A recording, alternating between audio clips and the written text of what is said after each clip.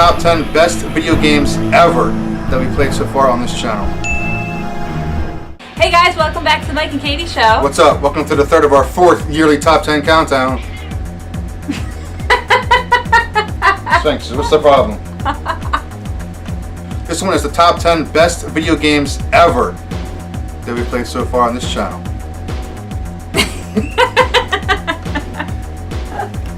Alright, so we're going to start counting back from 10. And 10 is going to be Operation C on the Game Boy.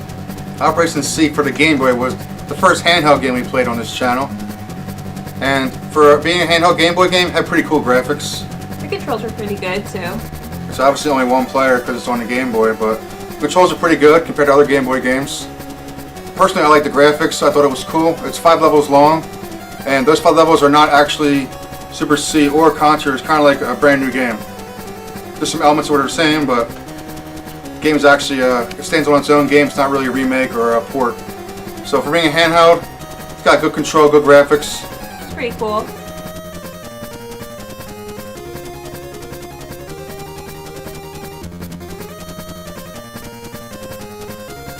Alright, so on to number 9.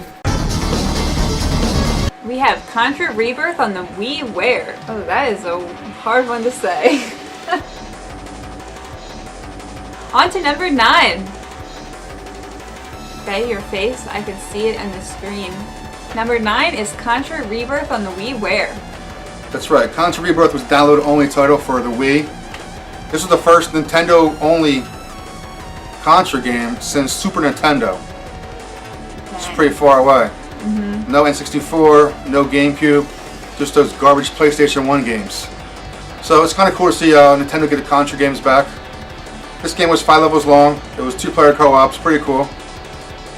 It wasn't a remake or a port. It was a brand new game. Had some course of similarities like all Contras do. They keep reusing bosses. But this is a good 2-player experience. It had some interesting levels in it.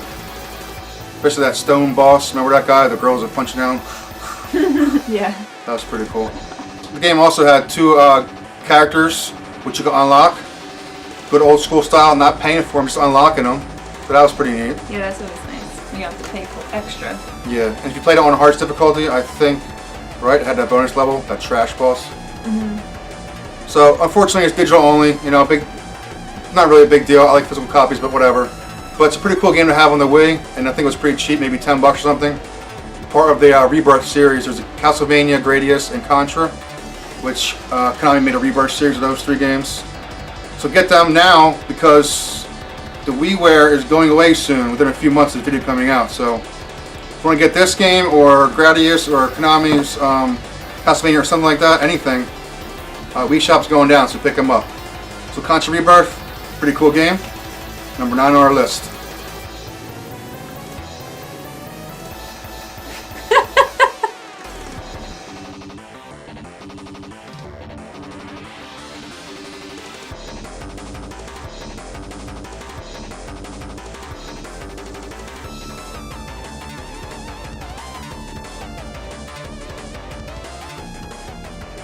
Next up is number 8.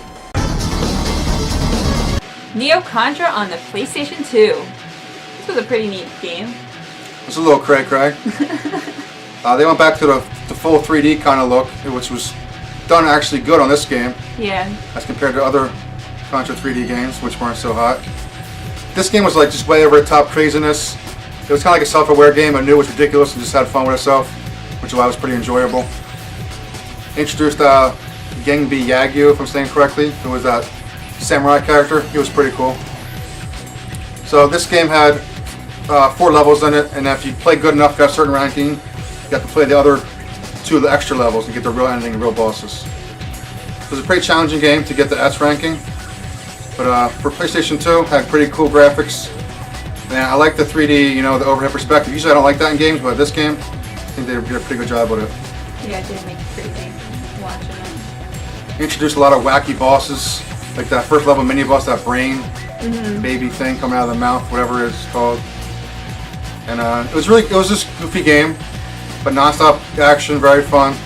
So obviously recommend it. That's number 8, Neo Contra on the PS2.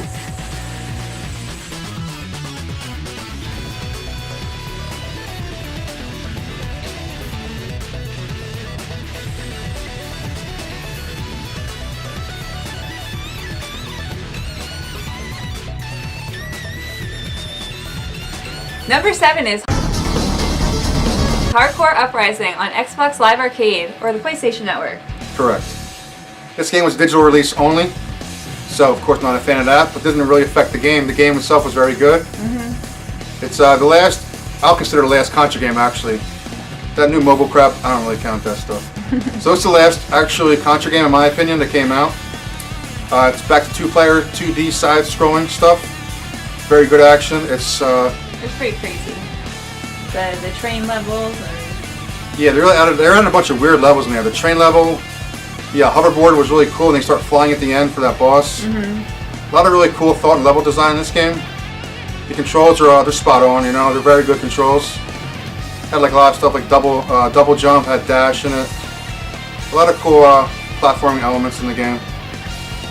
So it's a very good game. Also, I like how it had the arcade mode, which is like straight up Contra.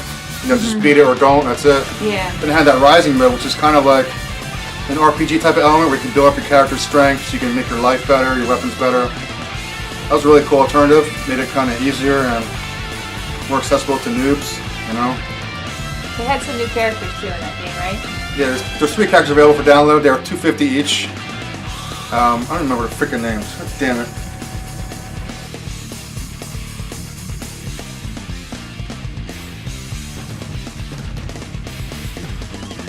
Alright, on to number 6. We got Contra IV on the DS. That's right. Official sequel, Contra IV on the Nintendo DS. This was another pretty crazy game. It was released as the anniversary. 25th anniversary of the original Contra. This came out. This made very good use of the dual screen on a Nintendo. Usually like one you play in and one's just a map or a menu or something. This actually had both screens for playing the game, so it was very cool. What they redid a lot of the same bosses, but then they gave you some new ones too, which was neat. Yeah, it's like the bosses were kind of similar, but they're completely redone. Like the waterfall boss was obviously based off the first one, but it was much different and it was pretty cool. Especially when you finally beat him, or you thought you beat him, and you start falling down. He's coming after you. So it's like a remake and a sequel together. So it's very cool. It had a lot more. What had like 9 levels, 9 or 10 levels. I think 9. Has a total of I think 9 levels in it, and the graphics are pretty beautiful for a handheld system. I mean, DS has pretty high quality graphics by now, so it's pretty cool. We just played 1 player because we had to emulate it to get the footage captured properly, so we played 1 player. After you beat the game, there's lots of extras you can do and unlockables. You can unlock more characters. You can unlock the stories behind Contra. All this fun stuff. So once the game's over, there's still a lot more to play.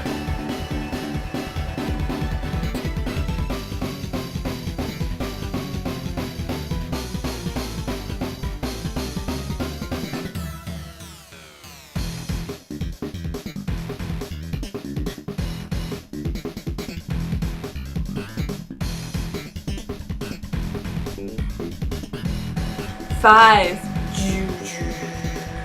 You gonna put the sound effect in there? Sure. 5.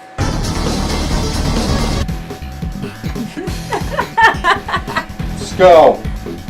5 is Contra Shattered Soldier on the PlayStation 2. That's correct. After those 2 stupid Appaloosa games, Konami finally made a game themselves again. This was Shattered Soldier. Much better. Obviously. They went back to the 2D side-scrolling like Contra's known for. With a slight little difference, this time there's no weapon pods. You start with 3 weapons and use them throughout the whole game, so you have to figure out which weapon works where on which enemies. But similar to older games, it's just like a huge boss rush. There's tons of mini bosses, tons of crazy stage bosses. Even though the return of the Contra III boss, where he turns around and it's a human in the back and he's throwing up on you. So that's pretty disgusting. But overall, the game is non-stop action-packed. It's a very difficult game. In my opinion, it's probably the hardest Contra game there is. I mean, I couldn't play it. I mean, yeah, well, it's probably the hardest. Yeah, I mean, like it's the hardest one to actually get the true ending. Because just like Neo Contra, you have to get an S ranking, S level, which we didn't really say earlier. Means you have to get you have to kill every guy on the level. You can't get hit. You can't die. You can't continue. You must kill everything. And I think also within a time limit. So it's crazy, but if you can somehow manage to get all S rankings, You get to play an extra 2 or 3 stages to see a real end boss. So, in my opinion, that's the hardest Contra game there is. But it's very cool. It's also 2-player simultaneous, but it's just crazy action. Very fast-paced but fun game. Some of the most imaginative boss fights that we've seen. Even you fight Jagged Ford upside down. Remember he's on the bottom, you're hanging down. Usually he's up the top. So they reused some old bosses like all Contra games though, and made some new ones themselves. So a very cool game for PS2. I'm glad Konami came back and made a good game. We were getting scared there. Yeah. With those Appaloosa ones. Yeah. Appaloosa. It's got a pretty sweet soundtrack too, and it's got like this, obviously like Neo Contra. It's got different endings depending on your grading you get and how far you get in the game. So it's one of the games that makes you want to play over and over again and try and get better at, which I did a lot, and it was still very difficult. Number 5, definitely a very cool game, Shattered Soldier.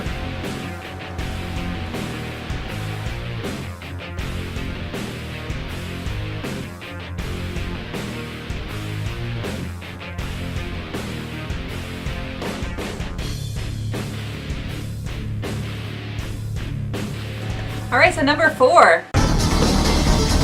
Contra on the Nintendo. That's right. As you probably noticed, there's plenty of versions of Contra, different ports, different systems. But besides the arcade game, which is the only other runner-up, NES definitely is the best Contra game. Definitely. I remember playing this game when I was a little kid. 2 players, nothing better than playing this game. 2 players simultaneous co-op, 30 lives code. It was just a great game to play. Great controls, pretty good graphics. Yeah, for a Nintendo game, the controls are spot on. You jumped and you shot and it did exactly what you told it to do. So it's also a pretty hard game. Not for me anymore, I played it so many times. But there's the infamous 30 lives code, which it has in the game. The NES version expanded the arcade game from 4 levels now to 8 levels, so it's pretty cool. They added a few more bosses, of course, to fill up the space. It's just a great game overall. It's a great classic game. Probably a lot of people's number 1 game overall. But I mean, without this game, none of those would have existed. So yeah, it's probably a very important Contra game, but still a few more I think are above this one. Also at the time, the 3D levels were pretty cool. They made up the 2 base levels where you're going into the screen like oh, yeah, that was 3D cool. kind of. That was pretty neat for the late 80s. One of the top games, best 2-player games ever made maybe. Well, not that's a big claim, but very great 2-player game co-op. So I'm sure you've played it already, but if not, obviously check out the original Contra on Nintendo.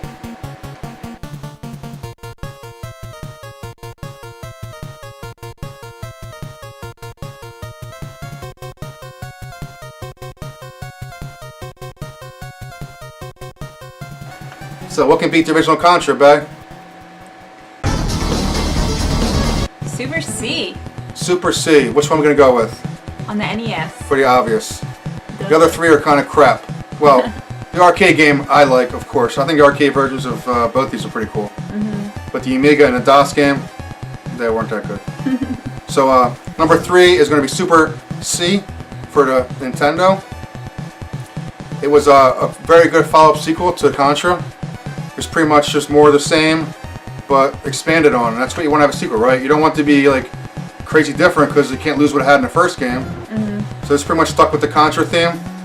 They added a few more things in it, They had the levels that go up and down, or the terrain, goes up and down. The slanted. They had the elevator level where the whole level goes up, the mountain level where it went up and then over and you fought the boss.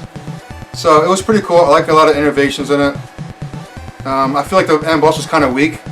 That boss was black and white color, and you can just stand right up front of him and just shoot him diagonally, and he would die. So yeah. Nothing hit you. Besides that, it's pretty much very, very close to Contra. It's kind of hard for me to figure out which one I wanted to be above the other one. But first sequel, it expands upon the game a little bit, while also keeping the same, feeling of the first game. So Super C is definitely number 3 for Nintendo. A faithful sequel to the original Contra. Oh yeah, and the fire gun's improved. Oh yeah. Another thing I liked about Super C compared to Contra was I liked the way they did the overhead levels, the overhead 3D kind of levels, as opposed to those Contra levels where you go back towards the screen. This was just like an overhead, over top view for Super C. Yeah, I wasn't very good at them, but they were neat. I feel like they're a little better than the Contra 3D ones. So that's another slight improvement in my opinion. Also, a lot of famous bosses came from this game, like Jagger Freud, the end boss level 6, turned out to be an end boss for so many of these games coming up.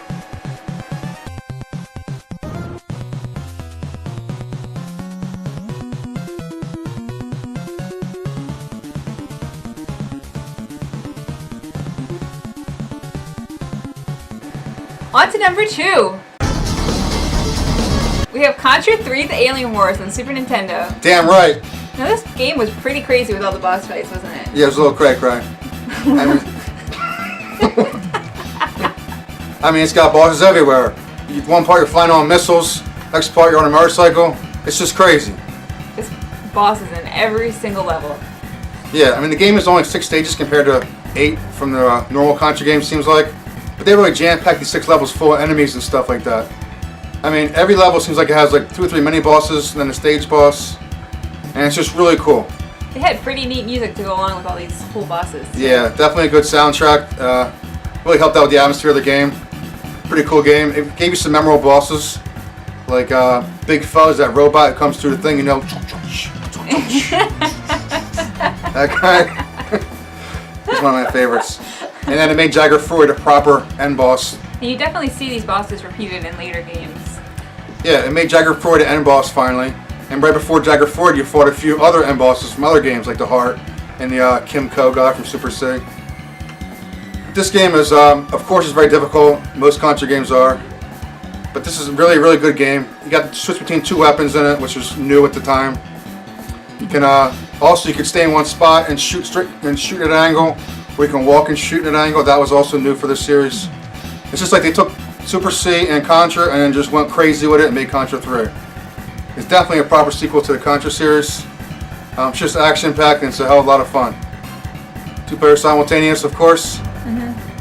Definitely a great game. So Super C is obviously among most people's top 10 lists because it's just a crazy, great game made by Konami back in the day when they were really good. So they're on top of their game then. Konami, Contra 3, awesome game. Definitely check it out.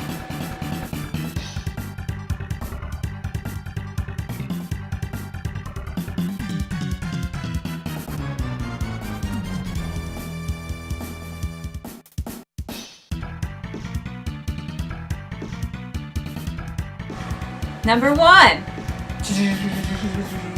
What are you doing? That was a drum roll. It's a horrible drum roll. Alright, so we're on to number 1, finally. Best video game of all time. Contra Hardcore on the Sega Genesis. It is? Are you sure it's not Legacy or what? Sorry, go ahead. Alright, so we're finally on to number 1. Top 10 best video games ever that we played so far on this channel. What's number 1? Contra Hardcore Dang on right the it Sega is. Genesis. Like y'all didn't see that coming, obviously. So this was obviously one of my favorite games I ever played. This was a pretty fun game, and there were lots of endings for this game. Yeah, this game had multiple characters you can pick from, had multiple paths, multiple endings, which means also obviously multiple end bosses. So this game is definitely fast-paced, action-packed Contra goodness. And just when you think you've seen it all, you probably haven't. What's this person? Because of all the paths. You got the hidden path. Yeah, so we're just not going to put that online. Yeah, so what makes Contra Hardcore good definitely is the replayability. Every time you play, you can take a different path, different character. You can play it multiple times and still see everything different. I remember playing this game when I was a kid, and I didn't really understand the multiple paths until now. Like, we looked them all up and got all, even drew our own map somewhere of all different ways you can go. So this is a very fast, action-packed game. Almost every screen is a mini boss. It's like no levels, it's like mini boss, hit the mini boss, and then there's a final boss. It's almost like the whole game was just bosses everywhere. It was really cool. I like how each character had 4 different weapons. They weren't the same. So each player felt like you're playing somebody different. You know, Brenny had a double jump. Different sizes, he had a double jump. Yeah, Brad Fang was like this tall guy, who was very hard to play. Very close combat, you know. But definitely the best game we've ever played in our lives on this channel so far.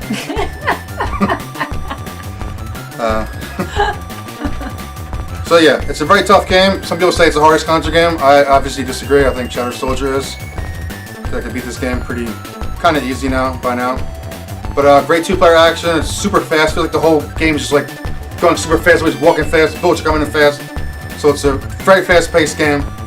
But definitely cool with all the endings and all the bosses and a lot of replayability for a Contra game.